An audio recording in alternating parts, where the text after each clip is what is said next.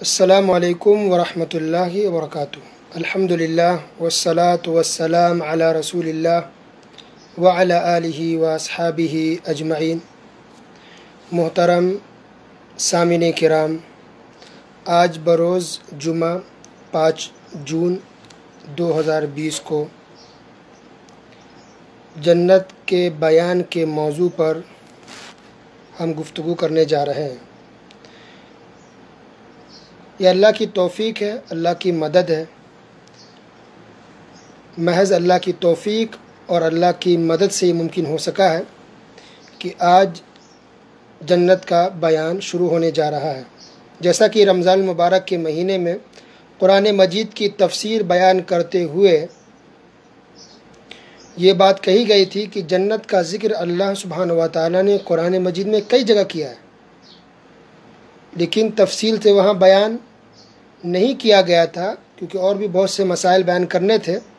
لہذا یہ بات کہی گئی تھی کہ انشاءاللہ اگر آپ لوگوں کے اندر دلچسپی ہے، اگر سننا چاہیں تو انشاءاللہ رمضان کے بعد جنت کے بارے میں ہم تفصیل سے گفتگو کریں گے۔ تو الحمدللہ آپ میں سے بہت سے لوگوں نے میسج کیا، بتایا اور خواہش ظاہر کی کہ وہ جنت کے بارے میں تفصیل سے سننا چاہتے ہیں۔ تو ان کے مطالبے پر خواہش ظاہر انہوں نے کی ہے کئی لوگوں نے آپ میں سے۔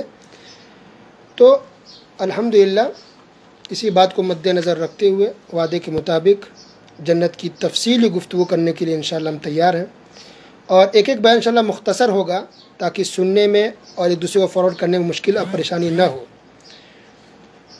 تو ایک بیان تقریباً 10 منٹ کا ہوگا، تو کئی پارٹ میں انشاءاللہ ہم جنت کا بیان کریں گے۔ ایک بیان 10 منٹ کا ہوگا انشاءاللہ۔ تو دیکھیے، اللہ سبحانہ و تعالیٰ نے قرآن مجید میں بہت ساری باتیں بیان کی ہیں جس کو آپ نے سنا، سمجھا اور بہت ہی زیادہ آپ لوگوں کو فائدہ ہوا بھی۔ تو اللہ تعالیٰ نے قرآن مجید میں مثلاً پچھلی قوموں کا ذکر کیا، انسان کی پیدائش کا ذکر کیا، اسی طرح کائنات کے اندر موجود مخلوقات، اشیاء کا ذکر کیا، نعمتوں کا ذکر کیا۔ اللہ تعالیٰ نے بہت ساری مثالیں بیان کی۔ یہ سب کیوں ہے؟ رہنمائی کے لیے، ہدایت کے لیے۔ انسانوں کی ہدایت، انسانوں کو رہنمائی ملے، انسان ہدایت پر آ جائے، سیدھے راستے پر آ جائے، اس لیے اللہ سبحانہ و تعالیٰ نے قرآن مجید میں بہت ساری باتیں بیان کی ہیں۔ اور اللہ تعالیٰ نے قرآن مجید میں غور و فکر کرنے کا بھی حکم دیا، تدبر کرنے کا حکم دیا، سمجھنے کا حکم دیا، تاکہ لوگ سمجھیں اور ہدایت پر آئیں۔ اور قرآن مجید کو نازل کرنے کا جو اصل مقصد ہے کہ لوگ ہدایت پائیں، یہ تبھی ممکن ہے جب انسان قرآن مجید کو سمجھ کر کے پڑھیں گے۔ تو اللہ سبحانہ و تعالیٰ نے جہاں بہت ساری باتیں بیان کی قرآن مجید میں، وہیں اللہ سبحانہ و تعالیٰ نے جنت کا بھی ذکر کیا اور جنت کی نعمتوں کا ذکر کیا۔ کیوں؟ تاکہ انسان کے اندر رغبت پیدا ہو، شوق پیدا ہو، نیک عمل کرنے کی، تڑپ ہو، اس کے اندر دین پر چلنے کی خواہش پیدا ہو، اسلام پر پورے طور پر عمل کرنے کی۔ تو نیک اعمال کی تڑپ ہو، نیک اعمال کرنے کی خواہش پیدا ہو، انسان اور اچھے سے اللہ سبحانہ و تعالیٰ کی عبادت کر سکے، سیدھے راستے پر چل سکے، گناہوں کو چھوڑ سکے۔ گناہ جس کے اندر لذت تو ہوتی ہے لمحے بھر کے لیے، لیکن یہ جنت سے دور کرنے والی ہے۔ جب انسان جنت کے بارے میں سنو گا تو انسان گناہوں کو چھوڑ دے گا، کہ جس گناہ کو ہم کر رہے ہیں لذت یا فائدہ اٹھانے کے لیے یا مزہ لینے کے لیے، اللہ سبحانہ و تعالیٰ نے بہت ساری نعمتیں جنت میں رکھی ہے۔ جنت میں وہ چیزیں آپ کو مل جائیں گی، اچھی اچھی چیزیں۔ تو دنیا کی چیزیں تو کچھ بھی نہیں ہیں۔ تو انسان گناہوں کو چھوڑ سکے، تاکہ انسان نیک عمل کر سکے، تاکہ انسان مصیبتوں اور پریشانیوں پر صبر کر سکے، مصیبتوں کو جھیل سکے، کہ اس مصیبت کے بدلے اللہ تعالیٰ نے جنت میں بہت سی نعمتیں رکھی ہیں۔ انسان بھول جائے گا دنیا کی مصیبتوں کو، پریشانیوں کو۔ ان تمام مقاصد کی خاطر اللہ سبحانہ وتعالیٰ نے جنت کا ذکر کیا ہے۔ تو جنت کے بیان کرنے کا یہی مقصد ہے کہ انسان نیک عمل کرنے کی کوشش کرے، رغبت پیدا ہو، ایک تڑپ ہو ایک انسان کے دل میں نیک عمل کرنے کی۔ اور عبادت تو ہم اصل اس لیے کرتے ہیں کیونکہ اللہ کا حکم ہے، رسول اللہ صلی اللہ علیہ وسلم کا حکم ہے، اس لیے ہم اللہ تعالیٰ کی عبادت کرتے ہیں، اس لیے ہم سیدھے راستے پر چلتے ہیں۔ اللہ تعالیٰ حقدار ہے، مستحق عبادت کا ہے، اس لیے ہم اللہ سبحانہ وتعالیٰ کی عبادت کرتے ہیں۔ اور جنت کو اللہ نے بطور انعام کے دیا ہے کہ جو نیک اعمال کرے گا اللہ تعالیٰ نے اس کے لیے جنت تیار کر رکھی ہے۔ تو قرآن مجید میں اللہ نے جہاں جہاں بھی جنت کا ذکر کیا، اس سے پہلے اللہ نے ایمان کا ذکر کیا کہ جن لوگوں نے ایمان لائے اور نیک اعمال کیے، ایمان لایا اور نیک اعمال کیے۔ تو جو انسان نیک عمل کرے گا، ایمان لائے گا اور عمل صالح کرے گا، ایسے لوگوں کے لیے جنت ہے۔ تو عام طور پہ قرآن میں اللہ نے یہ بیان کیا کہ ایمان لانے والوں اور نیک عمل کرنے والوں کے لیے جنت ہے جس کے نیچے نہریں جاری ہیں، جس کے اندر نہریں ہیں، ایسے باغات ہیں جس کے نیچے نہریں جاری ہوں گی۔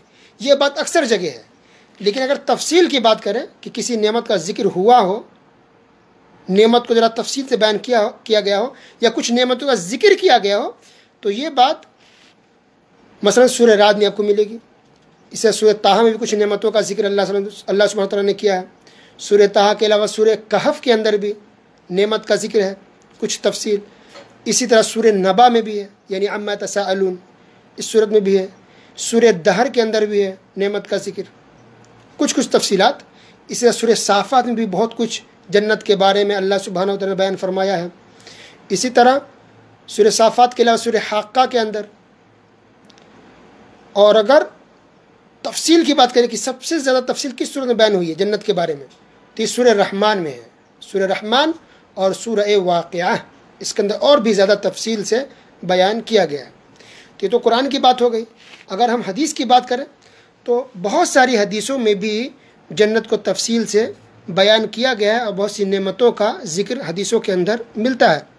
مثال کے طور پر اگر ہم صحیح بخاری کی بات کریں تو امام بخاری نے اپنی صحیح بخاری کے اندر کتاب بدء الخلق، مخلوق کی پیدائش کیوں ہوئی، اس چیپٹر، اس عنوان کے تحت اس کے اندر امام بخاری نے بہت ساری حدیثیں جنت سے متعلق ذکر کی ہیں۔ تو کتاب ہے کتاب بدء الخلق صحیح بخاری کے اندر، اس کے اندر آپ کو جنت کا بیان ملے گا۔ باب ہے باب ما جاء فی صفۃ الجنہ وانہا مخلوقہ، جنت کا بیان۔ تو باقاعدہ جنت کا بیان اس نام سے امام بخاری نے عنوان لگایا ہے، ٹاپک لگایا ہے، اور پھر حدیثیں بیان کی ہے رسول اللہ صلی اللہ علیہ وسلم سے مروی۔ عنوان کے انہوں نے کہا وانہا مخلوقہ، امام بخاری نے لکھا ہے کہ جنت کا بیان، اور یہ بیان کہ جنت پیدا کر دی گئی ہے، یہ عنوان ہے ان کا، ٹاپک۔ دیکھیے امام بخاری رحمہ اللہ کی کتاب صحیح بخاری نمبر 1 پر ہے حدیث کی کتابوں میں، سب کو پتہ ہے۔ کیوں؟ کیونکہ سب سے زیادہ صحیح ہے اس کے اندر، صحت کے حساب سے ساری حدیثیں صحیح بخاری کی صحیح ہیں۔ ایک تو یہ خصوصیت ہے اس کتاب کی۔ دوسری خصوصیت ایک یہ بھی ہے صحیح بخاری کی کہ امام بخاری رحمۃ اللہ علیہ نے بہت سے مسائل کا حل بھی پیش کر دیا ہے، یعنی بہت سے اختلافی مسائل، بہت سے غلط عقیدے یا بہت سی وہ باتیں جو سماج میں مشہور ہیں، کچھ کہتے ہیں یہ صحیح، کچھ کہتے ہیں وہ صحیح، تو امام بخاری نے ایک ٹاپک لگا دیا، عنوان لگا دیا ہے، اور پھر اس کے تحت حدیث ذکر کر کے یہ واضح کر دیا کہ صحیح مسلک کیا ہے، صحیح مسئلہ کیا ہے، راجح قول کیا ہے، صحیح بات کیا ہے۔ تو یہاں جو انہوں نے کہا جنت کا بیان وانہا مخلوقہ، اور جنت پیدا کر دی گئی ہے، یہ انہوں نے باقاعدہ جان بوجھ کے سے لکھا ہے، یہ بتانے کے لیے چونکہ کچھ مسلمانوں کا یہ ماننا ہے کہ مسلمان جنت میں تو جائیں گے لیکن جنت ابھی تیار نہیں ہے، اللہ تعالیٰ جنت کو بعد میں پیدا کرے گا، بعد میں بنائے گا۔ تو امام بخاری نے یہ یہاں بتایا کہ نہیں، اللہ تعالیٰ نے جنت کو بنا دیا ہے، جنت پیدا کر دی گئی ہے، جنت ابھی موجود ہے، بلکہ بہت پہلے سے جنت موجود ہے، اللہ نے بہت پہلے جنت اور جنت کو بنا دیا ہے۔ اللہ اکبر۔ دیکھیے تو صحیح عقیدہ یہ ہے کہ جنت تیار ہے، موجود ہے، اور اس کی بہت ساری دلیلیں ہیں، انشاءاللہ اس کو ہم دلیل کو بھی ہم سنیں گے۔ تو صحیح بخاری کے اندر ایک اہم بات یہ ہے کہ انہوں نے بہت سے مسائل کا حل بھی پیش کر دیا ہے۔ تو مثلا جیسے ابھی سماج میں یہ بھی مشہور ہے، کچھ مسلمان رفع دین کرتے ہیں۔ ایک مثال دے رہا ہوں میں کہ چھوٹے چھوٹے مسئلے کو بھی امام بخاری نے بیان کیا ہے اور بڑے سے بڑے مسئلے کو بھی امام بخاری نے بیان کیا ہے۔ تو ایک مسئلہ یہ بھی ہے کہ رفع دین نماز میں کرنا چاہیے یا نہیں۔ رفع دین یعنی دونوں ہاتھ کو اٹھا کر نماز پڑھنا، جب بھی انسان رکوع میں جائے تو کیا دونوں ہاتھ کو اٹھائے، جب انسان رکوع سے اٹھے تو کیا دونوں ہاتھ کو اٹھائے، اسی کو کہتے ہیں رفع دین کرنا۔ تو کیا یہ کرنا صحیح ہے یا نہیں؟ کچھ لوگ کہتے ہیں نہیں، حدیث منسوخ ہو گئی، اب عمل نہیں کرنا چاہیے، جبکہ صحیح بات یہ ہے کہ حدیث منسوخ نہیں ہے، رسول اللہ صلی اللہ علیہ وسلم ہمیشہ رفع دین کیا ہے۔ تو یہ حدیث صحیح بخاری کے اندر موجود ہے کہ اللہ کے رسول صلی اللہ علیہ وسلم رفع الیدین کر کے نماز پڑھتے تھے، اس مسئلے کو انہوں نے بیان کیا۔ اور امام بخاری رحمۃ اللہ علیہ نے، غور کیجئے یہ بات سن کر آپ کو تعجب ہوگا کہ امام بخاری رحمۃ اللہ علیہ نے الگ سے کتاب بھی لکھی ہے، اسپیشل الگ سے کتاب لکھی ہے اس کتاب کے اندر صرف یہی حدیث بیان کی ہے کہ رسول اللہ صلی اللہ علیہ وسلم اور صحابہ کرام سب کے سب ہمیشہ رفع دین کر کے ہی نماز پڑھتے تھے۔ تو رفع دین کر کے نماز پڑھنا نبی کی سنت بھی ہے اور صحابہ کرام کا بھی طریقہ ہے۔ نبی کی وفات کے بعد بھی صحابہ کرام ہمیشہ رفع دین کر کے نماز پڑھتے تھے۔ اس بات کو بیان کرنے کے لیے امام بخاری رحمۃ اللہ علیہ الگ سے ایک مستقل کتاب لکھ دی ہے۔ اللہ اکبر، سبحان اللہ۔ تو صحیح بخاری کے اندر جہاں جنت کا ذکر ہے، حدیث نمبر 3240 سے لے کر 3257 تک، یعنی صحیح بخاری کے اندر تقریباً 18 حدیثیں ہیں جنت سے متعلق، جنت کی نعمتوں سے متعلق۔ صحیح مسلم کے اندر امام مسلم نے جنت سے متعلق بہت ساری حدیثیں بیان کی ہیں۔ مثلا صحیح مسلم حدیث نمبر 7130 سے لے کر 7164 تک جنت کا بیان ہے، یعنی صحیح مسلم کے اندر تقریباً 35 حدیثیں ہیں، 35 حدیثیں ہیں۔ اگر ترمذی کی روایت کریں، سنن ترمذی کی، تو اس کے اندر بھی امام ترمذی رحمۃ اللہ نے الگ سے ایک ٹاپک لگایا ہے، جنت کا باقاعدہ بیان کیا ہے، عنوان کے تحت بہت ساری حدیثوں کو انہوں نے اس کے اندر ذکر کیا ہے۔ اور سب سے پہلے جنت کے درخت کا ذکر کیا ہے، جنت کے درخت سے امام بخاری نے بیان شروع کیا ہے، جنت کا تذکرہ کیا ہے۔ تو ترمذی کے اندر حدیث نمبر 2523 سے 2572 تک جنت سے متعلق حدیثیں ذکر کی ہے، جنت کا بیان ہے۔ یعنی گویا ترمذی کے اندر ٹوٹل 49 یعنی 49 حدیثیں ہیں ترمذی کے اندر۔ اس کے علاوہ اکثر حدیث کی کتابوں میں جنت کا بیان اور جنت سے متعلق حدیثیں آپ کو مل جائیں گی۔ یہ حوالہ اس لیے دیا گیا تاکہ اگر آپ چاہیں تو خود بھی کتاب اٹھا کر کے آپ مطالعہ کر سکتے ہیں، پڑھ سکتے ہیں۔ ایک حدیث قدسی ہے، صحیح مسلم کی روایت ہے، حدیث نمبر 7132، حدیث قدسی۔ حدیث قدسی یعنی وہ حدیث جس میں رسول اللہ صلی اللہ علیہ وسلم یہ کہتے ہیں کہ اللہ سبحانہ و تعالیٰ نے کہا، اس کو کہتے ہیں حدیث قدسی۔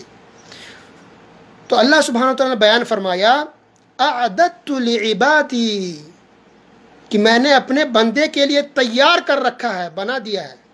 کس بندوں کے لیے؟ الصالحین، جو نیک ہیں، نیکوکار ہیں۔ ما لا عین رأت، ایسی چیزیں بنائی ہیں، یعنی جنت کا تذکرہ کہ ہم نے اللہ تعالیٰ کہہ رہا ہے کہ اپنے بندوں کے لیے ہم نے جنت بنائی ہے ایسی، ما لا عین رأت، کہ جس کو کسی آنکھ نے دیکھا نہیں ہوگا، ولا اذن سمعت، کسی کان نے سنا نہیں ہوگا، ولا خطر علی قلب بشر، کسی انسان کے دل پر، کسی انسان کے دل نے یہ سوچا تک نہیں ہوگا، کسی انسان کے دل پر یہ تصور بھی نہیں آیا ہوگا کہ ایسی جنت بھی یا جنت کے اندر ایسی نعمتیں بھی ہو سکتی ہیں۔ اللہ اکبر، ایسی جنت اللہ نے تیار کر رکھی ہے نیک بندوں کے لیے۔ اس سے یہ بھی پتہ چل رہا ہے کہ قرآن کے اندر اور حدیث کے اندر جنت کے بارے میں جتنی معلومات دی گئی ہے، جتنی انفارمیشن ہے، جتنی باتیں بتائی گئی ہے، جنت اس سے بھی بڑی ہے، یعنی اس کے علاوہ اور بھی بہت سی چیزیں ہیں۔ جنت کی تمام چیزوں کے بارے میں نہیں بتایا گیا، کچھ چیزوں کے بارے میں بتا دیا گیا۔ تو جنت جہنم کا تعلق غیب سے ہے، ہمیں نہیں پتہ جنت میں کیا کیا ہے۔ تو جنت سے متعلق اللہ سبحانہ و تعالیٰ نے کچھ باتیں قرآن میں بتا دی اور کچھ باتیں رسول اللہ صلی اللہ علیہ وسلم کے ذریعے بتلا دی۔ تو کچھ باتیں قرآن میں، کچھ باتیں حدیث میں جنت سے متعلق، کچھ باتیں ہیں، لیکن اور بہت سی باتیں ایسی ہیں جو نہیں بیان کی گئی، جو بتائی نہیں گئی ہے، کیونکہ حدیث کے اندر صاف ہے کہ ایسی جس کو کسی آنکھ نے دیکھا نہیں ہو، کسی کان نے سنا نہیں ہوگا۔ تو بہت سی ایسی بات جس کو ہم نے سنا ہی نہیں ہے، وہ کب پتہ چلے گا؟ جنت میں داخل ہونے کے بعد۔ اللہ اکبر۔ تو ہم وہی باتیں بیان کریں گے جو قرآن کے اندر ہے، جو حدیث کے اندر ہے، اور سننے کے بعد اب یہ اندازہ لگا کہ یہ باتیں تو بتا دی اللہ نے، کچھ باتیں، لیکن اس کے علاوہ اور بھی بہت سی باتیں ایسی ہیں اور بہت سی نعمتیں ایسی جو ہمیں نہیں پتہ، جنت میں داخل ہونے کے بعد پتہ چلے گا۔ اللہ اکبر۔ پھر رسول اللہ صلی اللہ علیہ وسلم نے فرمایا کہ مصداق ہے، یعنی یہ حدیث مصداق ہے قرآن شریف کی اس آیت کے جس میں اللہ سبحانہ وتعالی بیان فرمایا آیت کے اندر، فَلَا تَعْلَمُ نَفْسٌ مَّا أُخْفِيَ لَهُم مِّن قُرَّةِ أَعْيُنٍ جَزَاءً بِمَا كَانُوا يَعْمَلُونَ۔ اللہ تعالیٰ نے کہا کہ کسی نفس کو پتہ بھی نہیں ہے، معلوم نہیں ہے کہ اس کے لیے کیا چھپا کر رکھا گیا ہے، ان کے آنکھوں کو ٹھنڈک کرنے کے لیے، ٹھنڈک پہنچانے کے لیے۔ اللہ اکبر۔ تو یہ آیت بھی دلیل ہے اس بات کی، قرآن شریف کی آیت، کہ اور بھی بہت سی چیزیں جو چھپائی گئی ہیں، یعنی ہمیں بتایا نہیں گیا ہے، وہ اللہ تعالیٰ اپنے بندوں کو، نیک بندوں کو، مسلمانوں کو، مومنوں کو اللہ تعالیٰ جنت میں وہ نعمتیں عطا فرمائے گا۔ تو آج کے درس میں اتنا کافی ہے۔ انشاءاللہ جنت میں کیا کیا چیزیں ہیں، کیا کیا نعمتیں ہیں، یہ ساری باتیں انشاءاللہ اگلے پارٹ میں انشاءاللہ کل سنیں گے۔ اللہ تعالیٰ سننے کے ساتھ ساتھ عمل کی توفیق دے، اور جنت میں جانے کے لیے جو جو اعمال ہیں سارے نیک اعمال کرنے کی توفیق عطا فرمائے، آمین۔ وصلی اللہ علی نبینا محمد وعلی آلہ وصحبہ اجمعین، والسلام علیکم ورحمۃ اللہ وبرکاتہ۔